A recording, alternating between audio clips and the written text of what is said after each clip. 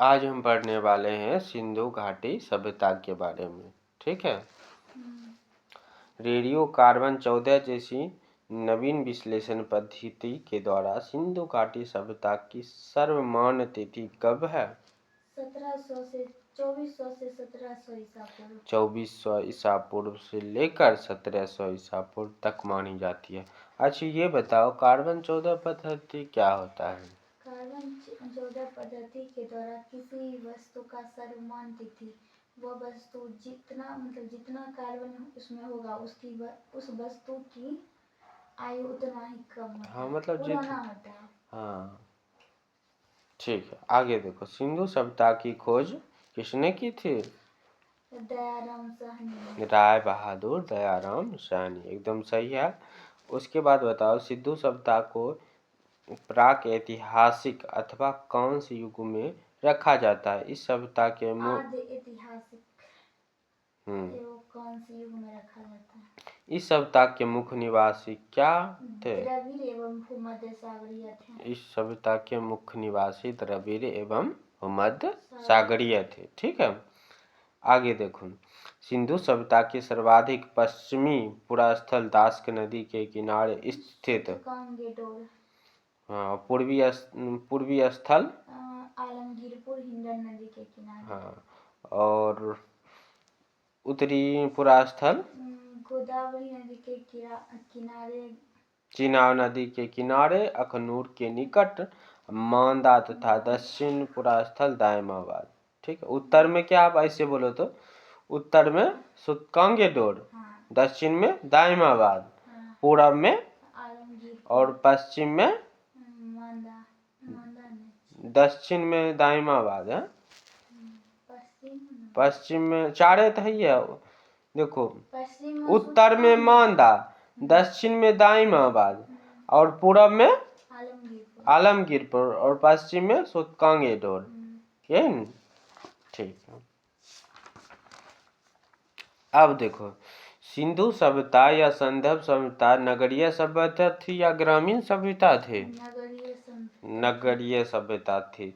संदर्भ सभ्यता से प्राप्त परिपक्व अवस्था वाले स्थलों में केवल 6 बड़े नगर की संज्ञा दी गई थी। कौन कौन? मोहनजोदड़ो, राखीगढ़ी, बनवाली, गनवाड़ी वाला, धौलावीरा, कालीबंगन। मोहनजोदड़ो, हड़प्पा, गनवाड़ी वाला, धौलीवीरा, राखीगढ़ी एवं कालीबंगन। ठीक है। स्वतंत्रता प्राप्ति पश्चात हड़प्पा संस्कृति को सर्वाधिक स्थल कहाँ खोजे गए हैं? गुजरात से खोजे गए हैं। लोथल एवं सुतकोदता डैश है? भारत का बंदरगाह। हाँ, सिंधु सभ्यता का बंदरगाह था। ठीक है। अब देखो, जुते हुए और नक्काशीदार ईंटों का प्रयोग का साक्ष्य कहाँ से प्राप्त हुआ है? कालीबंगन से प्राप्त हुआ है। ठीक है। मोहनजोदड़ो से प्राप्त अन्नागार संभवतः संदर्भ सभ्यता की सबसे बड़ी इमारत है। ठीक है। मोहनजोदड़ो से प्राप्त बृहत स्नानागार एक प्रमुख स्मारक है जिसमें मध्य स्थित स्नान कुंड कितना मीटर है? 11.88। 11.88। उसके बाद लंबा कितना है? 7.01। और चौड़ा कितना है? 2.43 मीटर। ठीक है, ये सब मीटर में है। अग्निकुंड लोथल एवं कालीबंगन से प्राप्त हुए हैं। अग्निकुंड कहाँ से प्राप्त हुए हैं? लोथल एवं कालीबंगन से प्राप्त हुए हैं। मोहनजोदड़ो से प्राप्त एक सील पर 3 मुख वाले देवता पशुपतिनाथ की मूर्ति मिली है जिसके चारों ओर हाथी, गेंडा, भैंसा विराजमान है। हाथी, गेंडा, चीता और भैंसा विराजमान है ना? मोहनजोदड़ो से नर्तकी की एक कांस्य मूर्ति प्राप्त। कौन प्राप्त हुई? कांस्य युग। ठीक है। और हड़प्पा की मोहरों पर सबसे अधिक एक रिंगी पशु का अंकन मिलता है। मनके बनाने के कारखाने लोथल एवं कहाँ से मिला है? चंद्रों से मिला है। ठीक है। सिंधु सभ्यता की लिपि भाव चित्रात्मक है। यह लिपि दाईं ओर से बाईं ओर लिखी जाती थी। जब लिपि एक से अधिक पंक्ति होती थी तो बाईं से दाईं। हाँ, जब यह पंक्ति एक से अधिक हो जाती थी तो दाईं से बाईं, बाईं से दाईं। पहले कैसे जाता था? दाईं से बाईं फिर बाईं से दाईं। पहले तो बाईं से दाईं फिर दाईं से बाईं। यहाँ देखो, यह लिपि दाईं से बाईं, ठीक है, की ओर लिखी जाती थी। जब अभिलेख एक से अधिक पंक्ति का होता था फिर तो पहली पंक्ति दाईं से बाईं और दूसरी पंक्ति बाईं से दाईं की ओर लिखी जाती थी। ठीक है। सिंधु सभ्यता के लोगों से नगरों तथा घरों को विन्यास के लिए किस पद्धति को अपनाया गया? ग्रिड पद्धति को। घरों के दरवाजे और खिड़कियां सड़क की ओर न खोलकर कहाँ कैसे खुलते थे? पिछवाड़े की ओर खुलते थे। उसके बाद देखो, केवल लोथल नगर में घरों के दरवाजे कहाँ खुले थे? मुख्य सड़क की ओर। सड़क की ओर खुले थे। सिंधु सभ्यता की मुख्य फसल क्या थी? गेहूं और जौ थी। गेहूं और जौ थी। ठीक है। और सैंधववासी मिठास के लिए किसका प्रयोग करते थे? शहद का प्रयोग सैंधववासी मिठास के लिए करते थे। क्या करते? प्रयोग करते थे। सैंधववासी मिठास के लिए शहद का प्रयोग करते थे। रंगपुर एवं लोथल से चावल के दाने मिले हैं। कहाँ से चावल के दाने मिले हैं? रंगपुर एवं लोथल से। जिसे धान की खेती होने वाला प्रमाण मिलता है।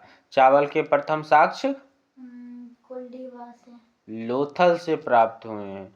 सुतकोटता, कालीबंगन, ठीक है। उसके बाद लोथल से सैंधव कालीन क्या चीज, किसके अस्थि पंजर मिले हैं? घोड़ा और हाथी। घोड़े का अस्थि पंजर मिले हैं, यही ना। तौल की इकाई संभवतः कितनी थी? 16 के अनुपात में थी। सैंधव सभ्यता के लोग यातायात के लिए 2 पहियों एवं 4 पहाड़ियों वाली गाड़ी या बैलगाड़ी या भैंसा गाड़ी का प्रयोग करते थे।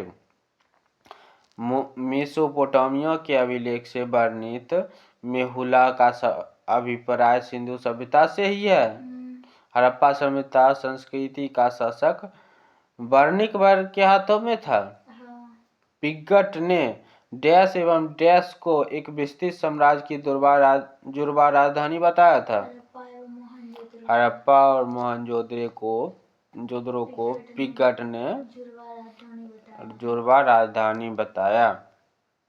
उसके बाद देखो, सिंधु सभ्यता के लोग धरती को क्या कहते थे? उर्वरा की देवी मानकर उन्हें पूजा करते थे, यही ना। उसके बाद देखो, वृक्ष पूजा और शिव पूजा का प्रचलन की साक्ष्य किस सभ्यता से मिली है? सिंधु सभ्यता। यानी सिंधु सभ्यता के ही टाइम से वृक्ष पूजा और शिव की पूजा की जाती है। ठीक है। स्वास्तिक चिन्ह संभवतः किस सभ्यता की देन है? हड़प्पा सभ्यता की देन है। इस चिन्ह में सूर्योपासना का अनुमान लगाया जाता है। सिंधु घाटी के नगरों में किसी भी मंदिर के अवशेष नहीं मिले। यानी उस समय मंदिर से संबंधित कोई साक्ष्य नहीं है। सिर्फ सूर्य की उपासना करते थे, शिव पूजा करते थे। अब कैसे उनको शिव की प्राप्ति हुआ, दिखाई दिया है, जब मंदिर तो नहीं साक्ष्य मिला है। ठीक है। अब देखो, सिंधु सभ्यता में मातृ देवी की उपासना सर्वाधिक प्रचलित थी।